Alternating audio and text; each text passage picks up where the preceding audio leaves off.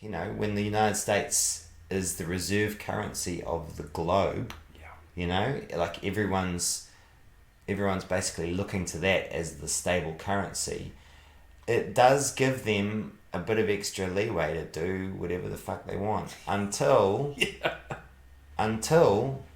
something else becomes the reserve currency. Yeah. And that's the risk that they face perpetually, right? Yeah.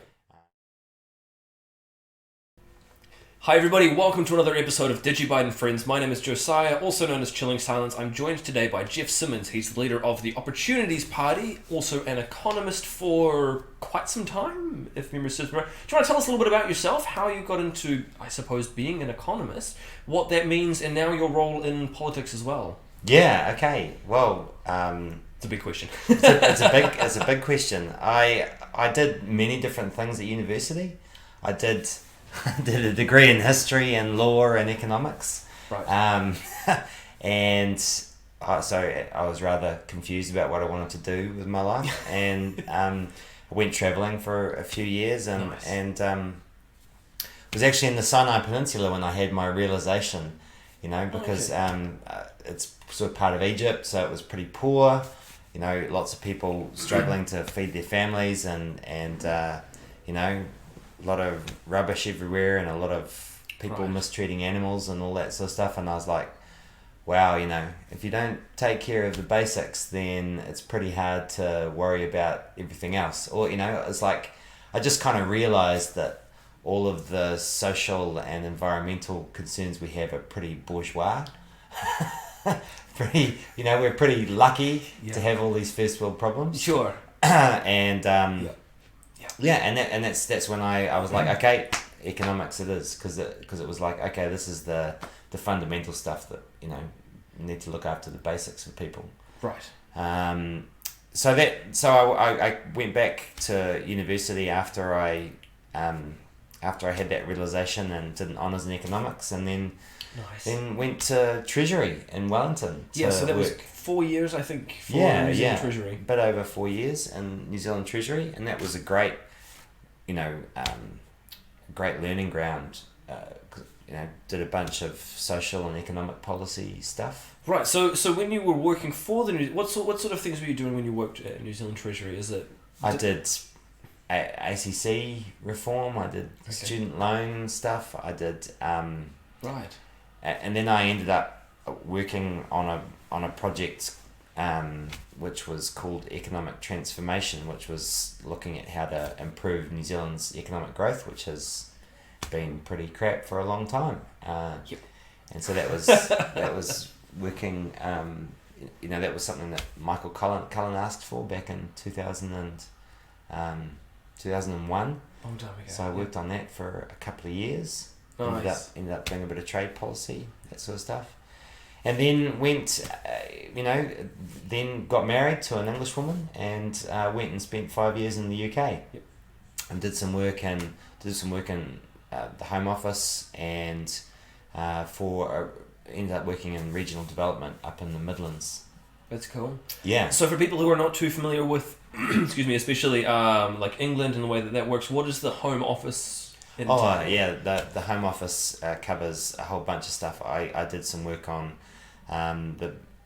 corrections, prison stuff. Yep. I did some work on immigration, and I did some work on volunteering, the economics of volunteering, which was pretty interesting. So those were my three kind of projects while I was there. Which I suppose might also tie a little bit into a UBI. We'll kind of come to that a little bit later on. Yeah.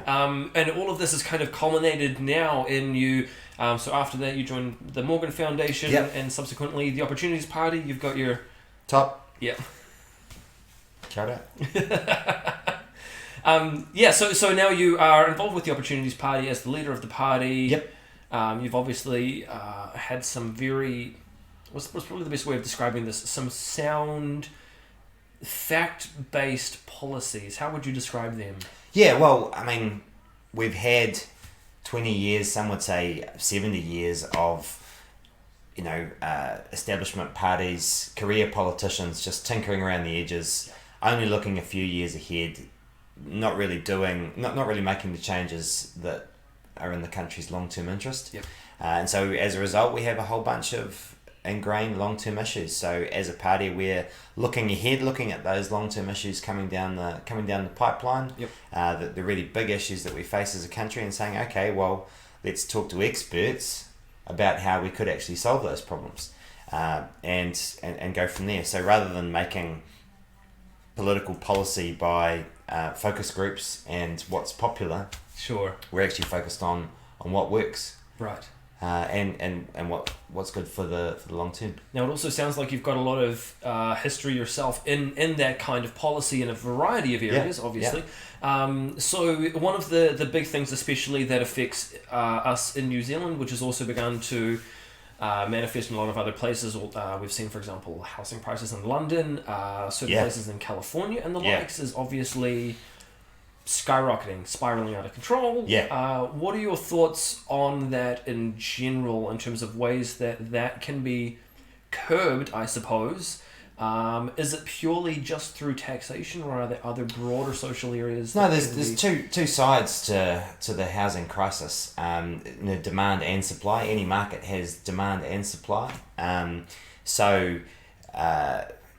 the supply side, of course, it's usually regulations that stop people building in a certain area. Building higher apartments or increasing density that often pushes up the cost of accommodation. But on the demand side, it is pretty fascinating that the countries that do have this problem all share one characteristic, and that is that they treat investment in housing differently to how they treat other investments. Right. Yeah.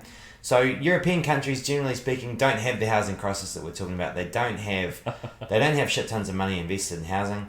They don't have really high house prices, and a lot of them rent because the difference between renting and owning a house is not that great. Right. So in a country like Germany, you have less than half the population own their own home.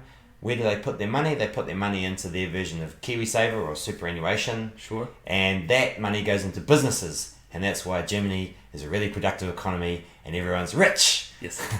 and housing is affordable because they're not bidding up the price off each other. Right. Which we've actually so as somebody who's been looking at houses myself recently, going to a number of different open homes and seeing that kind of thing happen, seeing people coming along and initially a price being asked for, subsequently, because there are a lot of people on the market at the moment with lower interest rates, all of a sudden a lot more people are looking at it going, we could maybe afford this.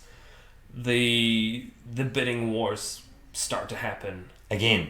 And this is the death spiral we're in as an economy. Every time we have poor economic performance, interest rates come down.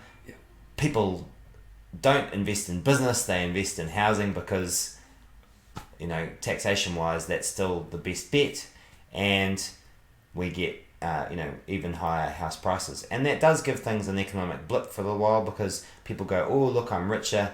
On paper. But they feel richer. Yeah. So they are more likely to spend money for a little while too, So boomers might go out and buy another car or take another holiday. Thanks, boomers.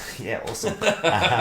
But generally speaking, as an economy, we're not actually any better off because the money's not being invested in stuff that actually creates jobs and incomes and exports, that sort of stuff. Sure. So one of the things that I like to look back at was when my parents were roughly my age, a wee while ago now. They were on a single income at the time, and they had saved enough for a deposit for a house, and it was just my father who was working, and they were, despite never being broadly rich in the sense they made ends meet, and they owned their own home off a single income. As things are at the moment, if we were to try and survive off just my wife's income, if I were ill, there's not a chance that us even being able to afford rent plus living arrangements. How much of this is both the general inflation of things versus our overall tax structure here versus how do you feel all of this kind of plays together? So I mean, New Zealand's at the extreme end of this. We have the biggest differential between how we tax housing from other assets in the world, and so we have some of the highest house prices in the world. You do see, there are some pockets of, as you say, London or San Francisco where things are as crazy as you see here, but generally speaking, New Zealand's one of the worst countries in the world for this, and that does, rents get dragged up behind that. So we have had rents rising faster than incomes for the past 30 years. So we're in the situation now where in the last 20, the lowest 20% of our economy, the bottom 20% of our households spend on average more than half of their income on rent. Or mortgages, but most of them are renting. Can completely understand that. Yeah. And that's why in that part of society you've got overcrowding and you've got poor rental accommodation and you've got sick kids and all that sort of stuff.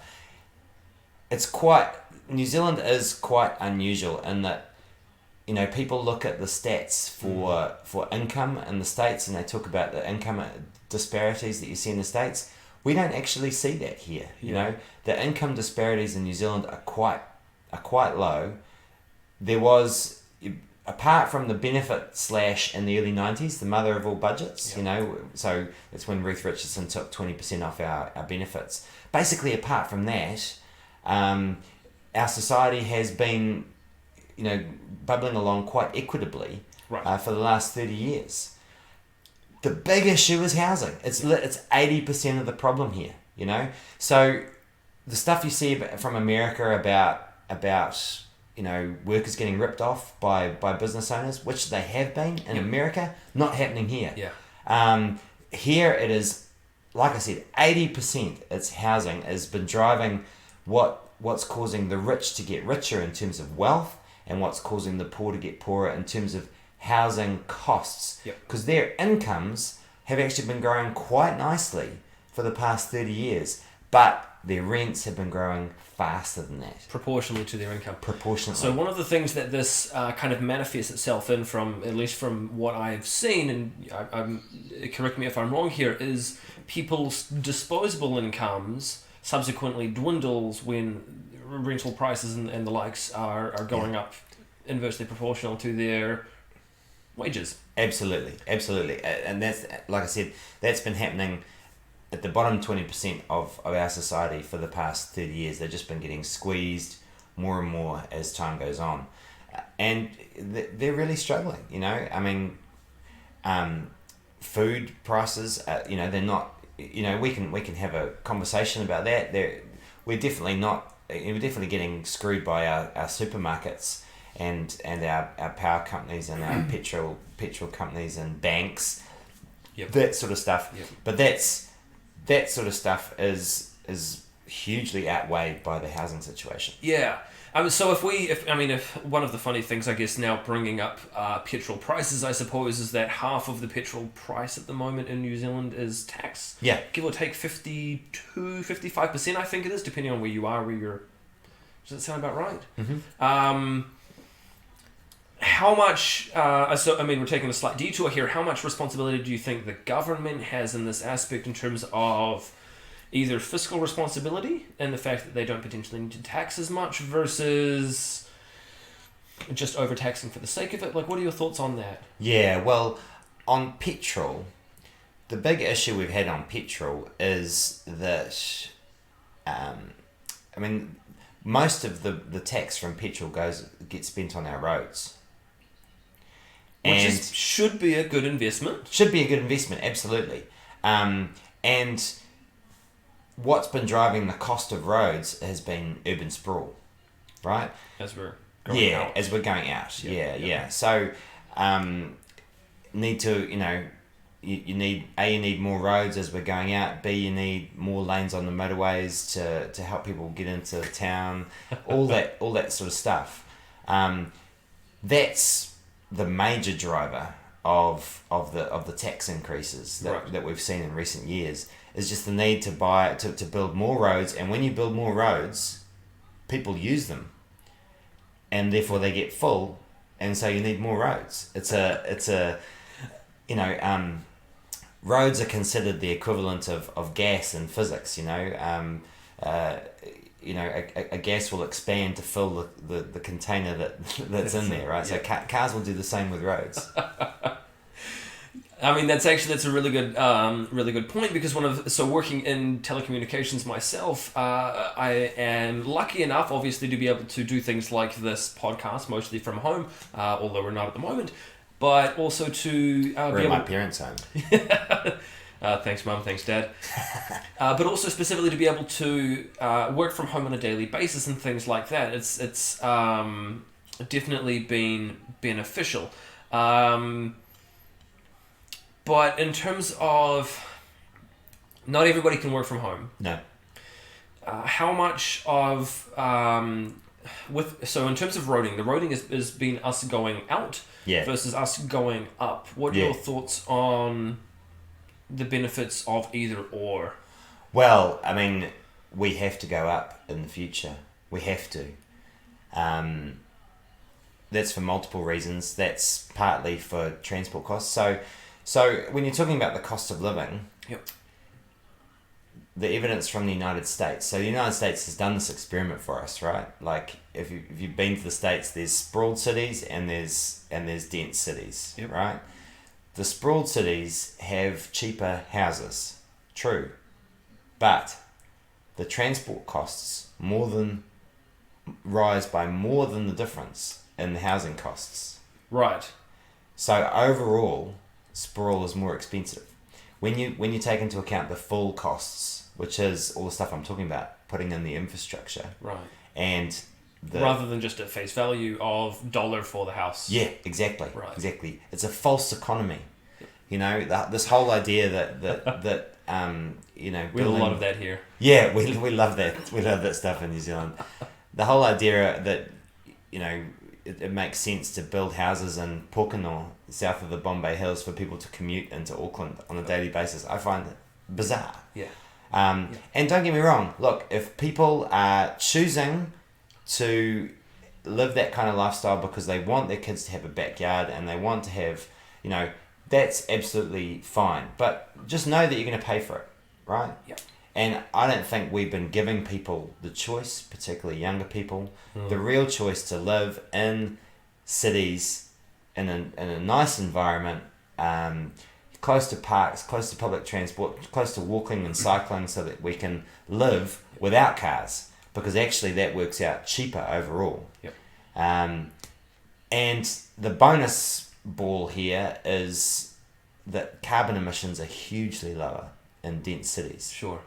Massive, like a factor of 10. It's a, if we are to, if we're going to achieve zero carbon by 2050, we are going to need to live densely. Yep.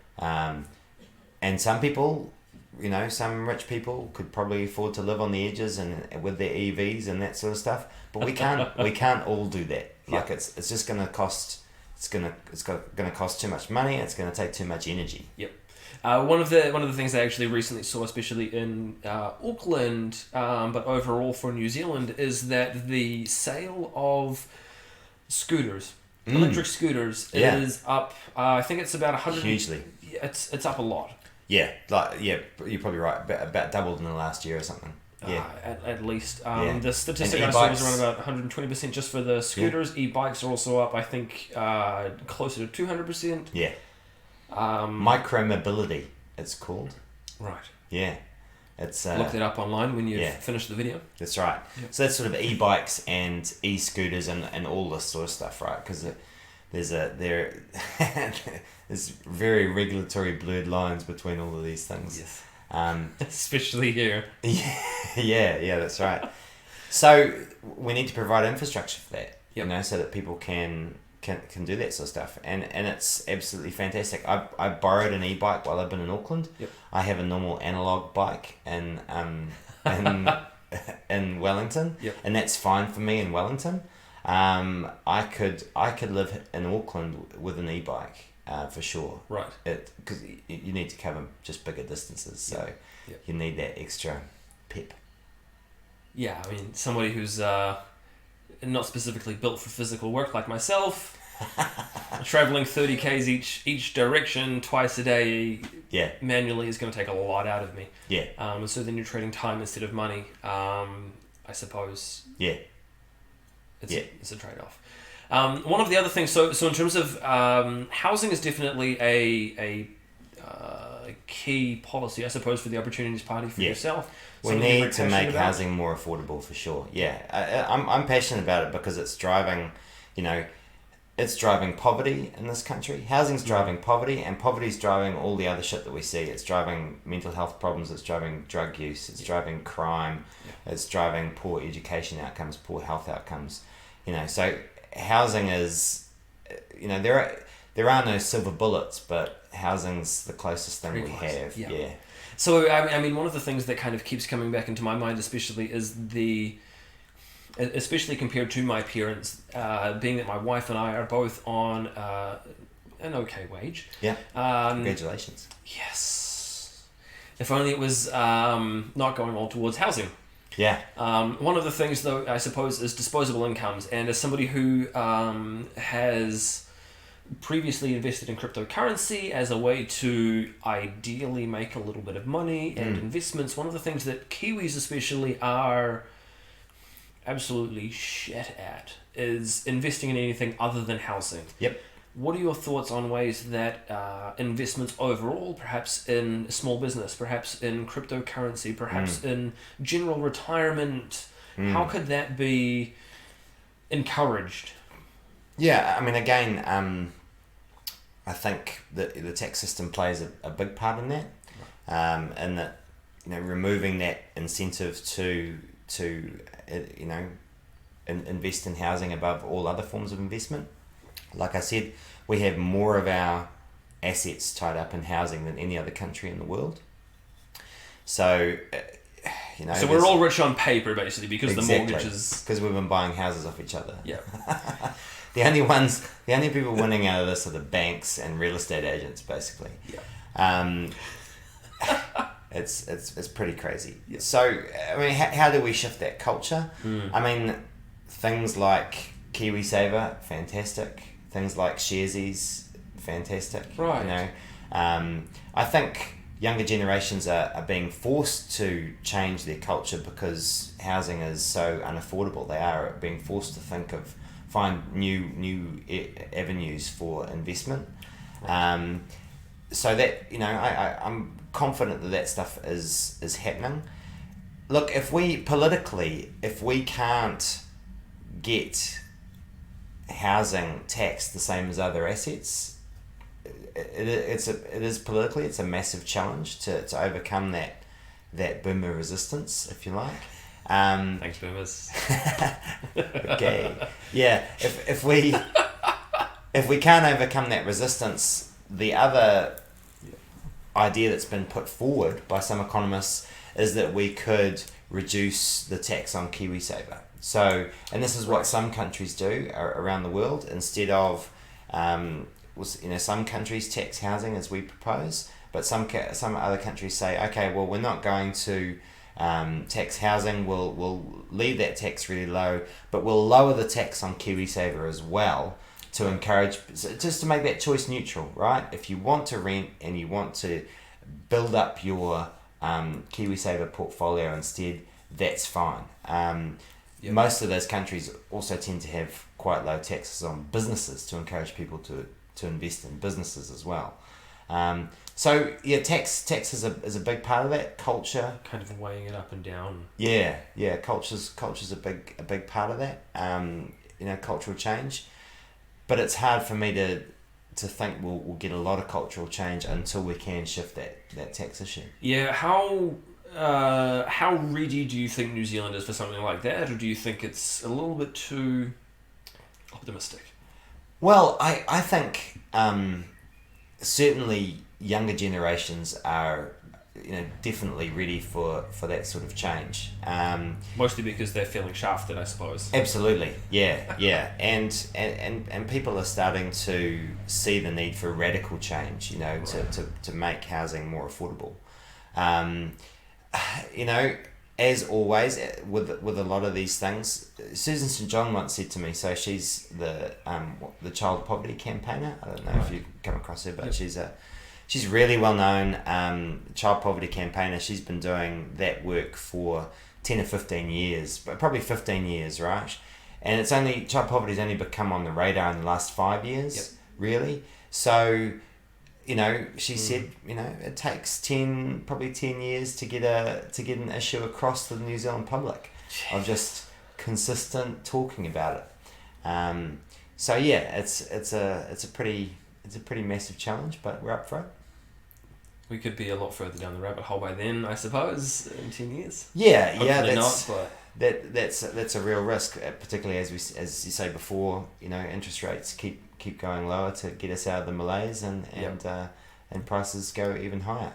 And the higher prices go, the harder this whole thing is to unwind, because we have we have a much riskier banking system. We have much more foreign debt. So unpicking this whole thing becomes more and more difficult. Does it kind of just compound upon itself, really, with all of these? Well, it does a little bit, but it also starts to become obvious that change is needed, and I think we will eventually have the burning platform, and we'll probably come back to it will eventually force us to take some fairly drastic action, and there are things that we can do that as we saw in in the United States and Europe when the housing crisis hit there. Basically the central bank just created money to bail the banks out, right?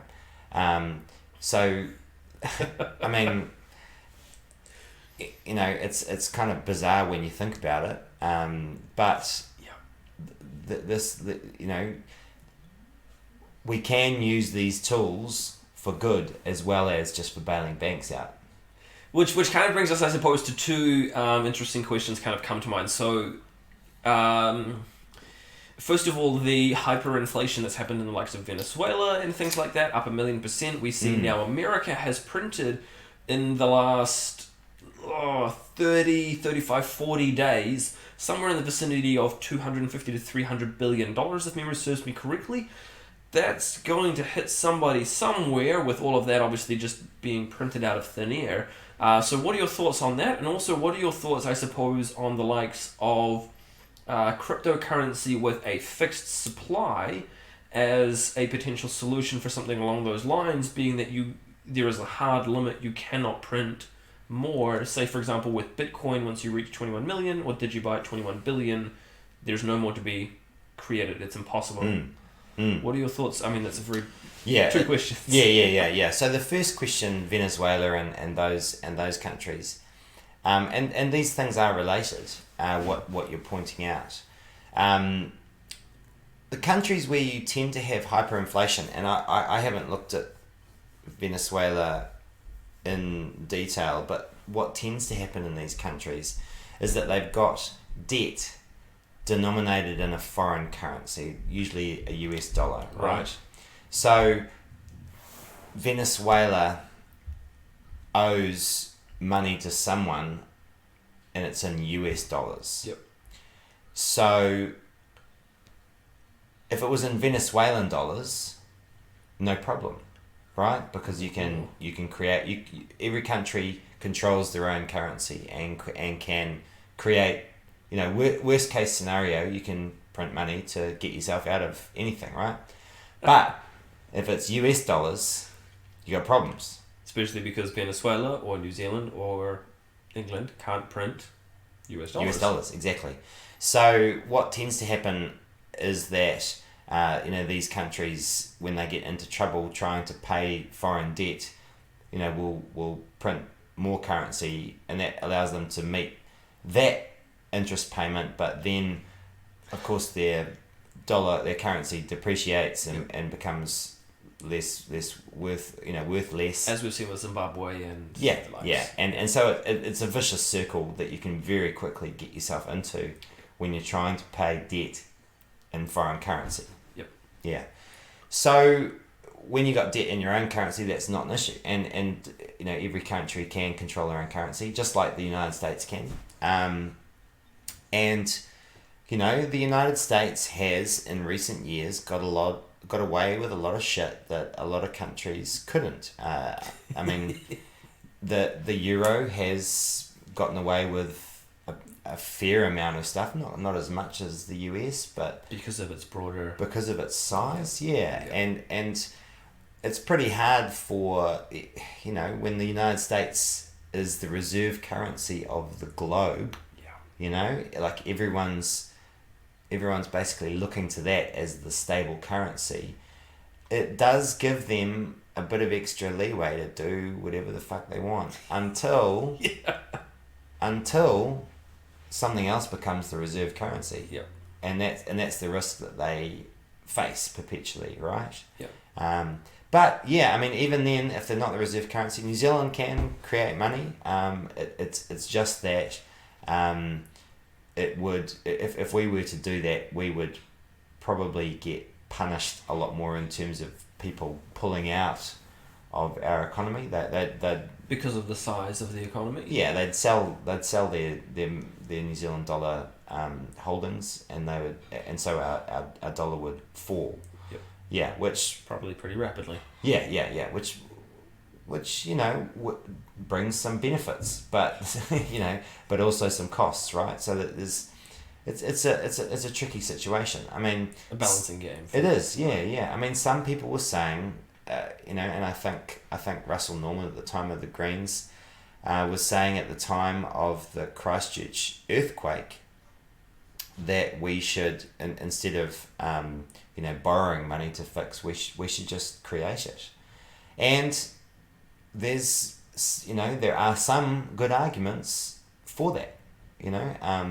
It probably wouldn't be inflationary because we are rebuilding capacity. So, when you're rebuilding the capacity of a city or a country, like we saw when the United States was rebuilding Europe after World War II, that wasn't inflationary. A hell of a lot of money got created and spent in Europe, but it wasn't inflationary because it allowed the Europeans to get their economies back on their feet and actually start producing stuff again, right?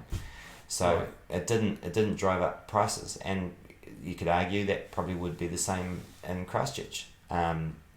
But of course, we probably would get punished by the international markets. Yep. Who would then start to see us as a little bit of a rogue nation. We are the scrappy little nation down in the corner of the globe. Exactly. And again, maybe that wouldn't be a bad thing. Maybe that would have been a good idea. It's really hard to tell. But at the time, Russell got shouted down as a funny money freak. Right. And it's not as simple as that. That's for sure. Right. Okay. One of the interesting things, though, that you did mention specifically about the likes of the United States being the reserve currency, obviously, is that they can print their money. And this is somewhere where, obviously, a lot of cryptocurrency advocates like the idea with crypto, with Bitcoin basically being a fixed supply. There will never be more than 21 million Bitcoin created, 21 million DigiBytes. So by the year 2035, all of those will be in circulation. There can never be any more. Yeah. What are your thoughts on that? I suppose maybe as a reserve currency. Well, as a store of wealth, I can definitely see the attraction for people as a store of wealth. Right. Will it ever take off as a currency? I mean, the good thing with New Zealand dollars or US dollars or whatever, the reason why those have power is because the governments can tax, and they demand that you pay that tax in New Zealand dollars. Yeah. If they were to allow people to pay in cryptocurrency, that totally legitimizes crypto and would be a massive game changer, right? It would be a huge game changer.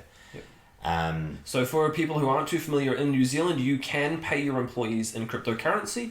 Specifically, the IRD have allowed the likes of Bitcoin, Litecoin, DigiByte to be paid to employees. However, at the moment, the IRD requires that you pay your taxes to them in New Zealand dollars, regardless of whether you pay them in cryptocurrencies. Yeah. So that's, so you have to change your income. You have to change a portion of your income into New Zealand dollars in order to pay IRD. Yeah. So, that's going to be an interesting development. Tax collectors around the world are looking at this issue and thinking about what they should do, whether they should legitimize and sort of go with the cryptocurrency ideal.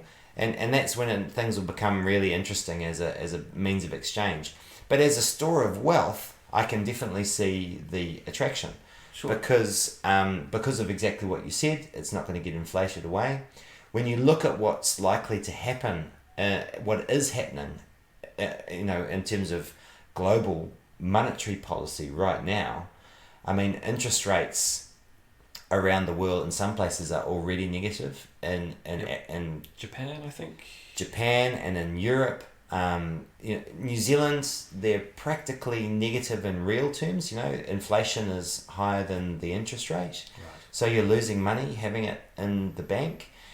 And some people are saying interest rates will rise again. I'm actually not that optimistic. Okay. I think we could see this continue, and this could be the new normal. And if that is the case, then the thing with monetary policy is they have to keep inflation going, right?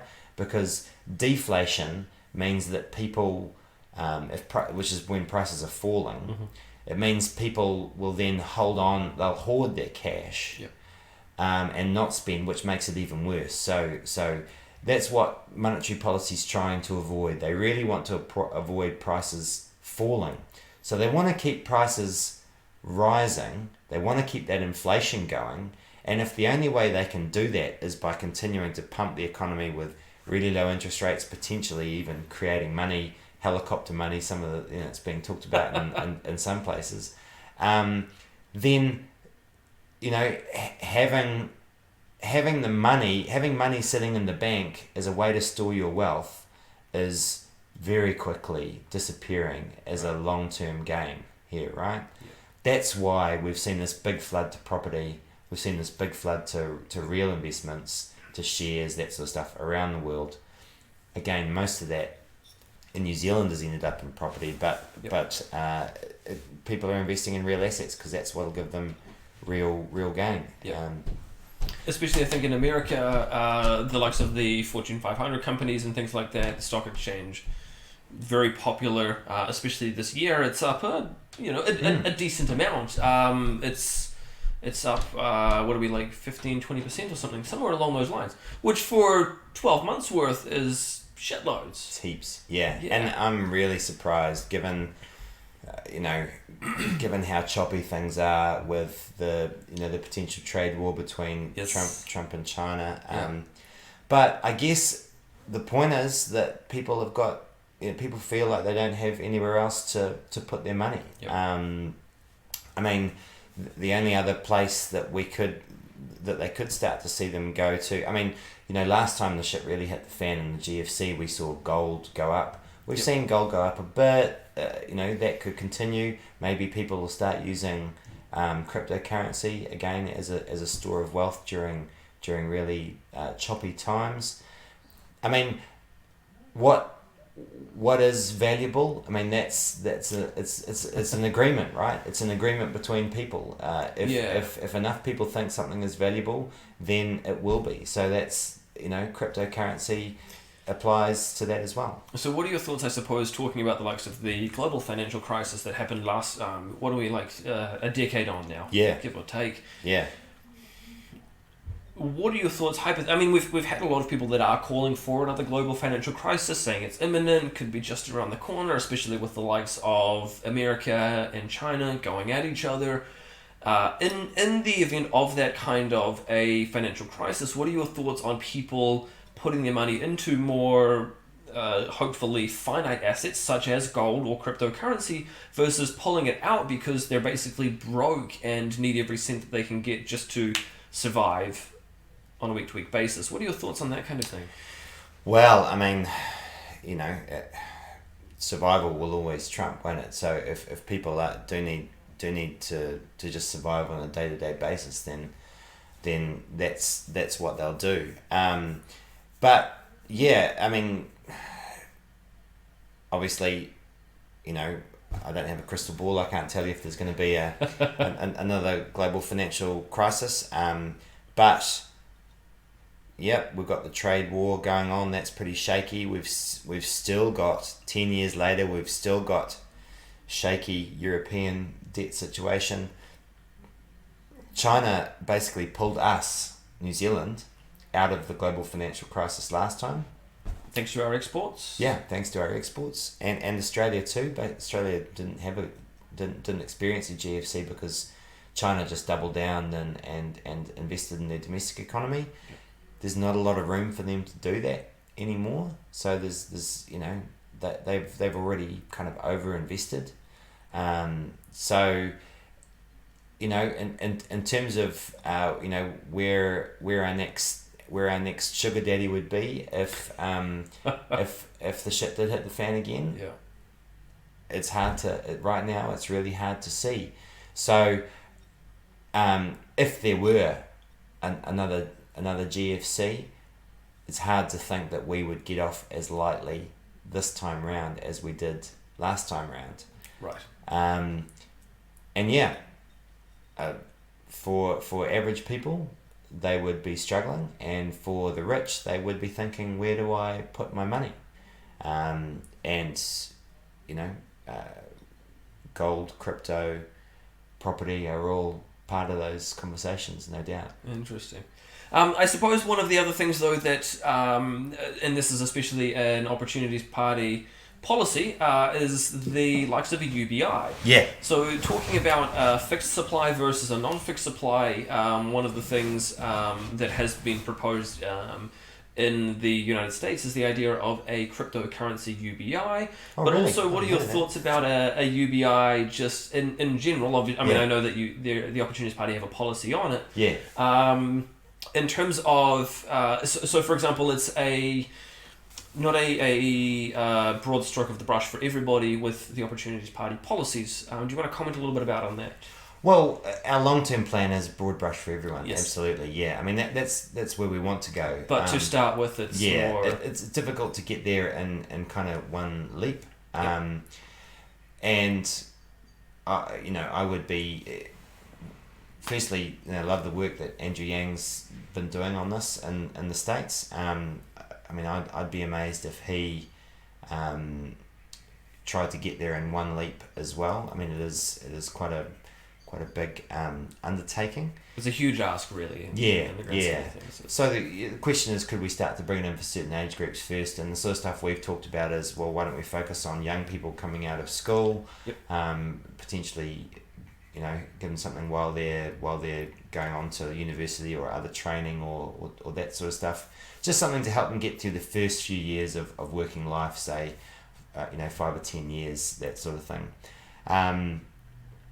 And the other area where we know there is a massive need in New Zealand is for parents with young children. So parents with kids under 5, roughly half of them experience a period of poverty.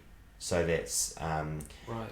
Yeah, that's a pretty big number. At least 1 year of what we would call poverty. Yeah, it's massive, right? So this is the group in society that is struggling the most is parents with kids under 5, and yep. So we've suggested targeting them with the UBI as well. In the first instance, so The difference here, I suppose, being I believe the Opportunities Party have labelled it as an unconditional basic income rather than a universal. Yeah.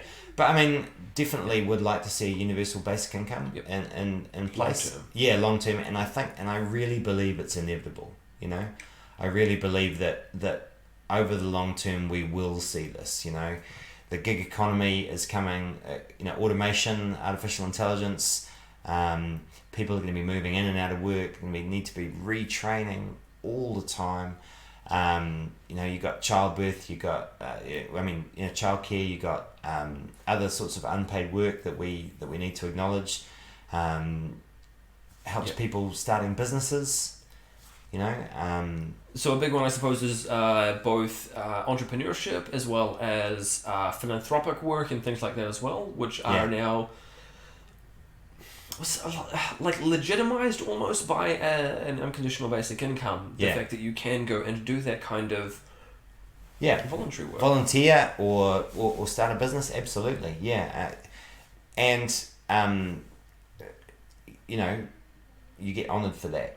It's like at the moment that's all of that unpaid work really, which keeps our society going, is currently not acknowledged at all.